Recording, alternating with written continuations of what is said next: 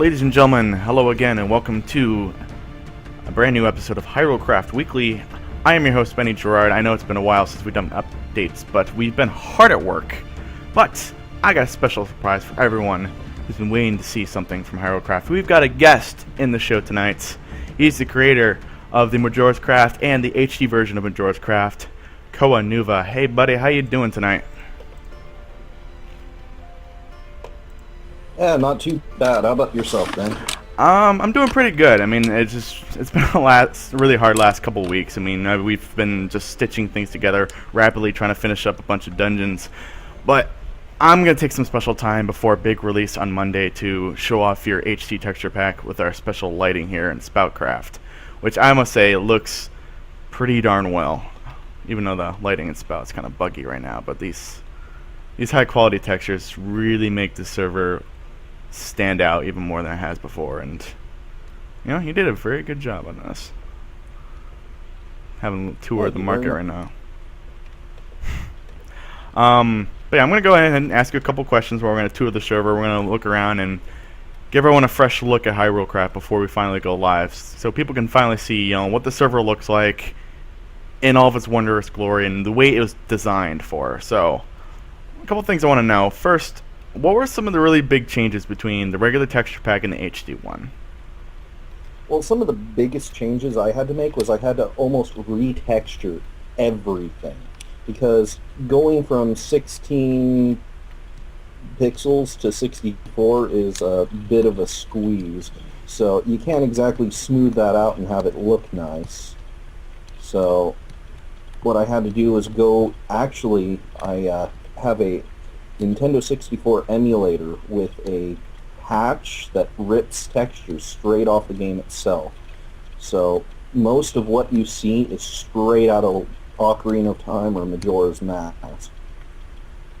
That is pretty intense. And I know we talked about your method before and some of the really old versions of Hyrulecraft, but looking at it now, and I guess this is a 64-bit texture, correct?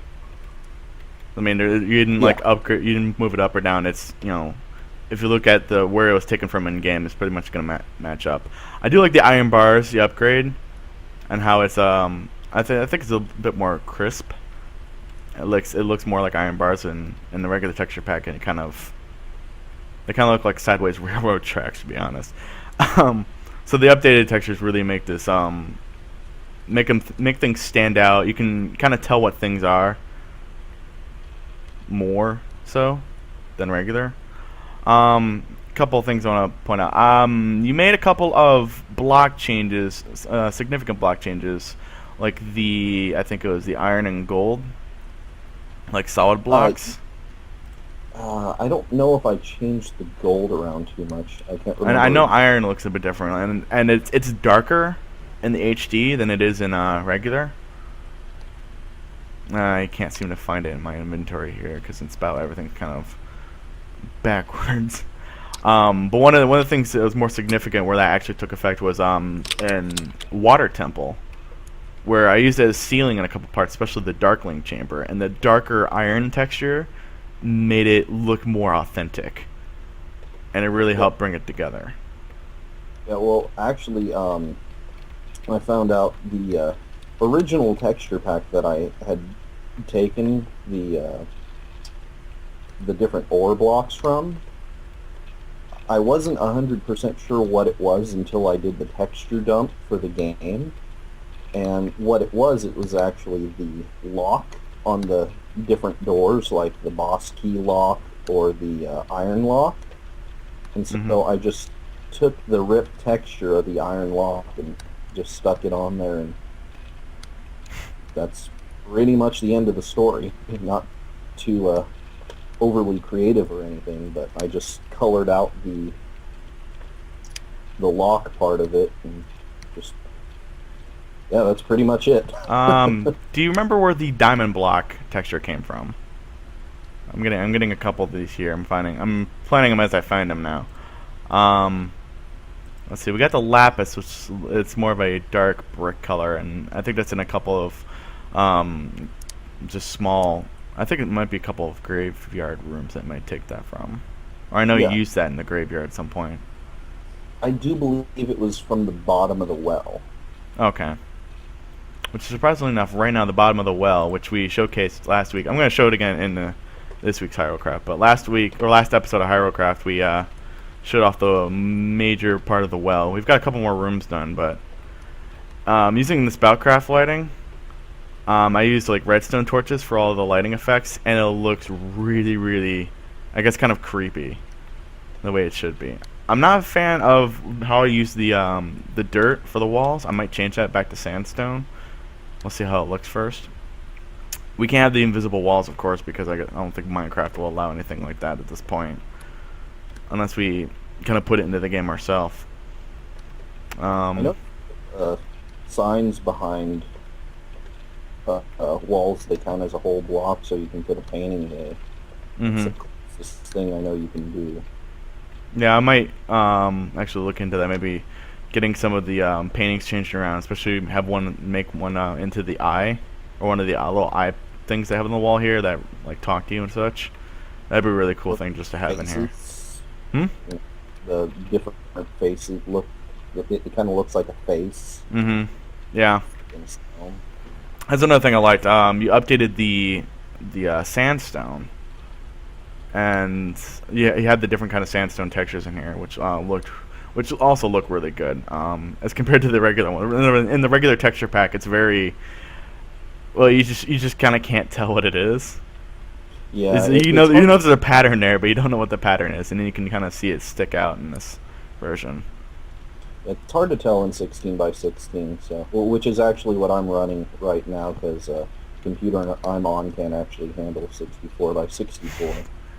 But yeah, the doors look well, especially the iron and wooden doors.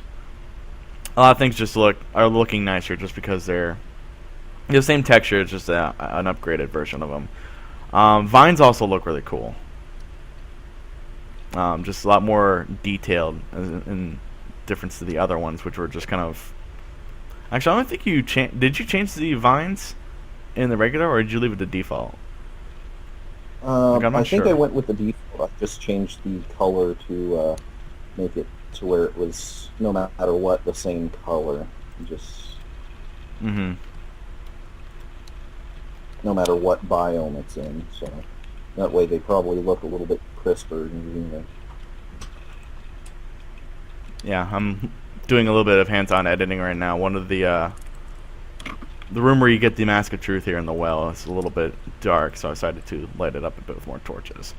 I do think the whole thing with the faces for the soul sand, I forget what that's from. I don't know if that's one of the masks from Majora's Mask, or I think it was. Actually, it's from the mirror shield on Majora's Mask. Oh, okay. Yeah, that makes sense. That works out well here because a lot of parts, especially in Shadow Temple, the walls I kind of had little faces on them, so that's really going to make things give it the creepy vibe that I'm really hoping to see. And that's going to take us to our, I think the first thing we should probably show off before we go back to our little interview is the Shadow Temple. I know I'm running ahead of you here, but I'll let you explore. Me and the rest of the team, when I say rest of the team, I mean myself in my head, we're talking over how to make everything fit, especially Danpei's tomb. We'll show in a little bit. Before, Shadow Temple was kind of sticking underneath all of Zor's River and parts of Kakariko, and I went and I rotated it, which was a lot of hard work, but it made everything kind of work out, because otherwise it was going to collide with Danpei's tomb, the well, and maybe even Fire Temple if I left it where it was. So the new, I guess, placement of Shadow Temple is going to, it's not too earth-shattering, it's just going to help make the rest of this build come together nicer without any more hiccups. As I'm heading down here, looking at the, I think it was bedrock texture, either bedrock or sandstone we used for parts of Shadow Temple. We used some iron here too. And I don't use the high def textures that often, but when I do, it's just everything just ends up looking nicer. I mean, it's kind of unintentional, but everything just kind of looks closer to the game when I use these textures, which is, I guess, a sigh of relief on our end. Next thing I want to ask you though is what are the kind of the challenges you had with converting to with HD? I mean, were there some textures you just had to completely scrap because you couldn't use them anymore, or what was, Well, I guess, the big hurdle you had to jump? the biggest hurdle I had to jump was definitely scrapping a lot of things and reinventing them, because you really have to kind of just go what looks good in 16 by 16 instead of actually what you want. So I was able to implement a lot more things that I actually wanted in the texture pack to begin with. Okay, that But makes sense. at the same time, it was more difficult because I actually had to, kind of replan everything out and made sure, everything was balanced, that it wasn't going to affect, like different rarities of items in the game. Explain that. I mean, I'm not quite sure what you mean by that.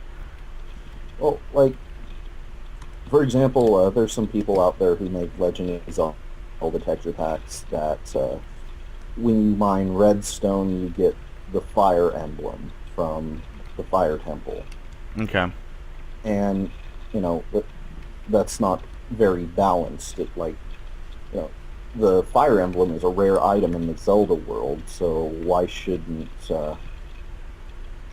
Okay, or so you wanted things to kind of make more sense in Minecraft. Like if you were gonna kind of find Zelda items in Minecraft, you want them to make sense be with itself. Okay. exactly. So that way the balance of power was, the same. Because you only get, even though it's like at the beginning of each day, um, in Majora's Mask, you get the moon sphere, and well, you only get one of them. So I'm kind of stuck in this black pit here. I don't really know how to get out. I gotta give you creative mode. There we go. And you can just fly Yeah, I can out. fly. That But might yeah, not be good. Asteroid bird. I do like the use of Moonsteer as a diamond. Moonsteer is just kind of one of these. Again, it's a rare item. You, like you said, you only get one of them in the game, and you kind of use it for trading stuff like that. I mean, it's a rarity. I mean, it would make sense to use that as a diamond in here. Um, I didn't get to check it out, but what did you end up using for emeralds? Did you just use the green rupee texture, or did you decide to? Just use the green rupee. It's common. It's a form of currency, and it's, you know, kind of nostalgic at the same time because you run into green rupees the most throughout the Legend of Zelda game. And so I figure, why not make it a currency? There's really nothing else that I could turn into a currency that would seem balanced.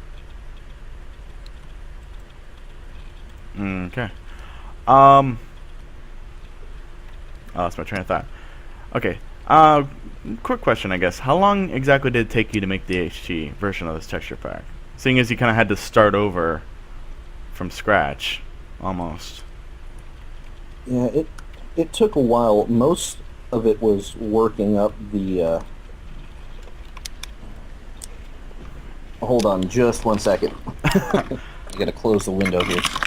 All right. While you're doing that, I'm gonna give people, I guess, a little bit of a look at something we've been working on, part of Dampé's tomb. Yes, ladies and gentlemen, we made it fit. Although when we come down here, we're kind of facing the wrong direction. Really, not much I can do about that.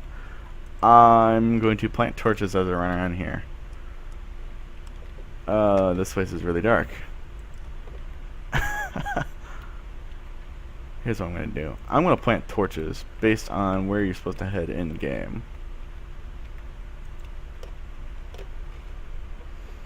And I think when we're done, I'm going to try and give people a an outside looking in view of this. But yeah, Dampé's tomb took me probably a cumulative total of 3.5 hours to complete, which was a bit of a challenge. I mean, I kind of like sat down. I think we're gonna have a time lapse up on our YouTube channel that Riggs was kind enough to record for us on Denise's computer. Sorry, Denise. It was basically me building Dampé's Tomb in one of our, I guess, secondary worlds we have on our server here, nc.gengame.net. A little bit of a plug. But yeah, it was 3.5 hours of me sitting down listening to the same song over and over and over again until I had this all done. And I had, I want to make a special note of one of our new resources we've been using. In addition to the game, I just kind of rediscovered VG Maps. I don't know if you've ever heard of that, Koa? If you've ever seen... No, never heard or seen of it, actually. It's basically, with a lot of N64 games, they just do kind of top-down rips and some, I guess, some third-person point of view views of different dungeons and temples. Not even from Zelda games, maybe from lots of other classic games from NES even up to GameCube. And it was great for these top-down maps to kind of give me a little bit of perspective. I can actually measure how big a room was supposed to be, and made designing Dampé's Tomb so much easier. And it probably shortened my time by half. Instead of having to run through here over and over and over again in game, I could just use a VG map and look at it, which I think turned out really nicely. Because you only have so much time to be able to run through it, that would be a bit of a nightmare, I would say. Yeah, I'd have to agree. One other thing I was considering was maybe just recording myself running through it 2 or 3 times, just looking at every hallway. But even then, I probably would miss stuff because the few things in here I didn't really know existed. Because, well, seriously, who goes exploring in Dampé's Tomb? Pretty much anybody wants to die within just a couple of seconds of losing the trail. But one shortfall of designing Dampé's Tomb, making it fit, is just this exit tunnel. It turned out a lot longer than it is in game, but it's just one of those sacrifices we kind of had to make in getting this to work out. But it leads into, I guess, our upstairs redesign of the windmill. We keep it separate from the lower chamber, because when we have our special server set up, we want to have it kind of its own separate region and kind of additional reward area. Because eventually we have a nether portal up here, which isn't activated at this moment. But yeah, I'm very glad how Dampé's Tomb finally turned out. Oh. Keep bumping into me, Zoidberg.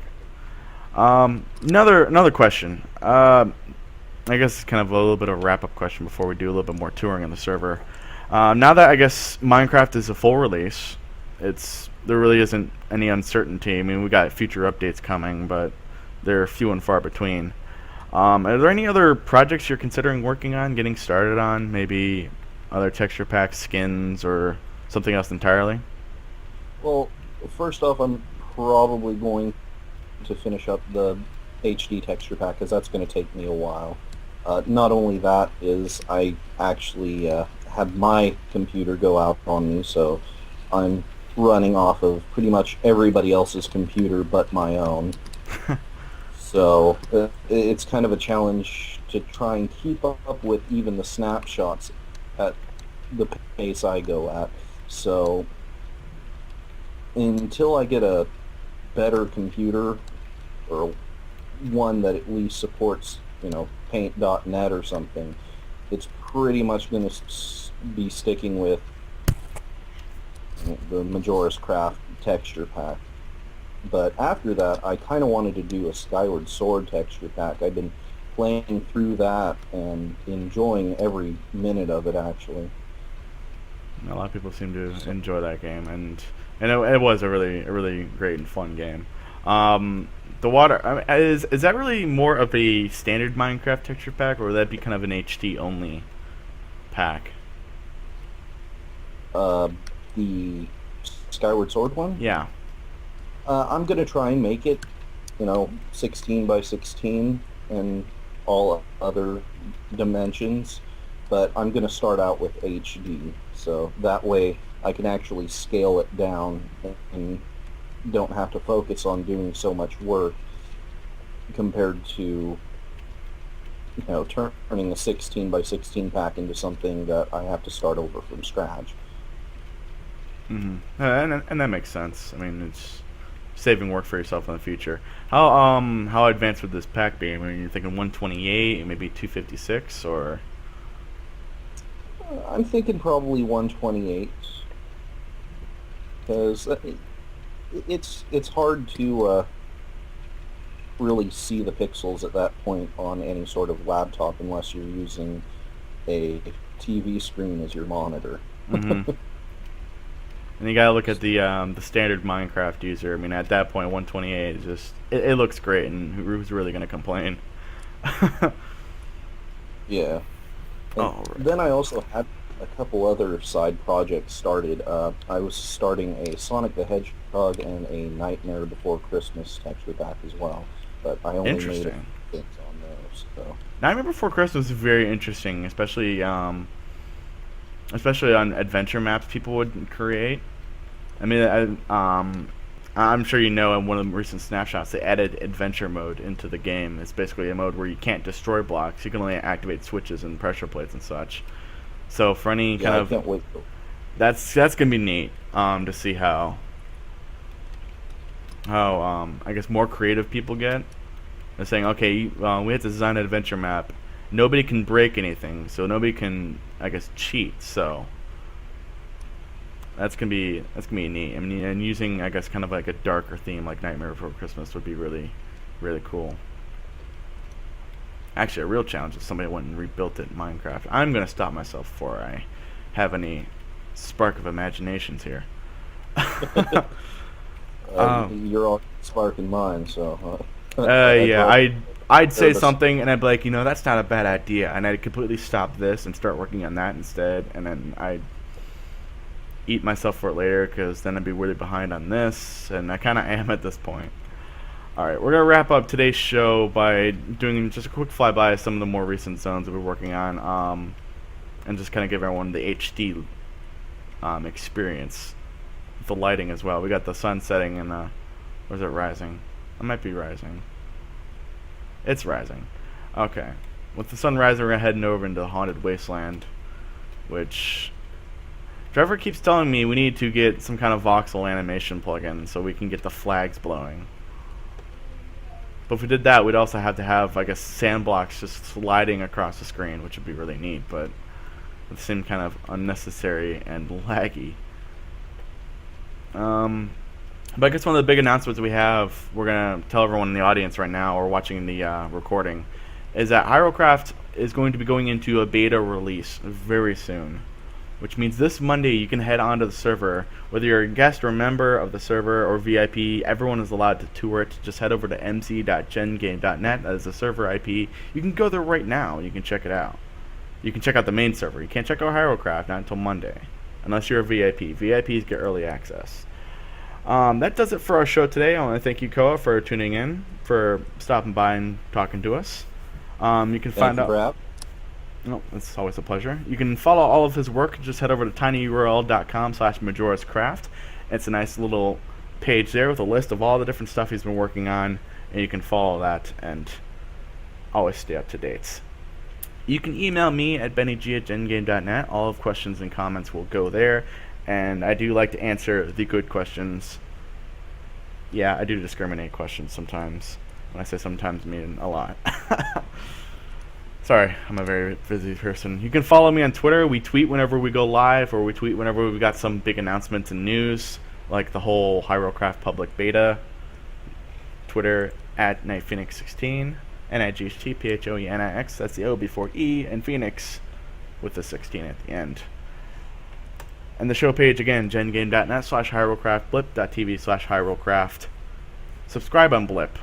You boost our numbers, and we'll make you a happy person by putting out more videos. We like putting out the videos to people who watch them. And then there's our forum. You can post in the forum about the project. We do like to read those sometimes. gengame.net/forum. Again, thanks for Koa for tuning in tonight. I'm Benny Gerard, the host and creator of Hyrulecraft.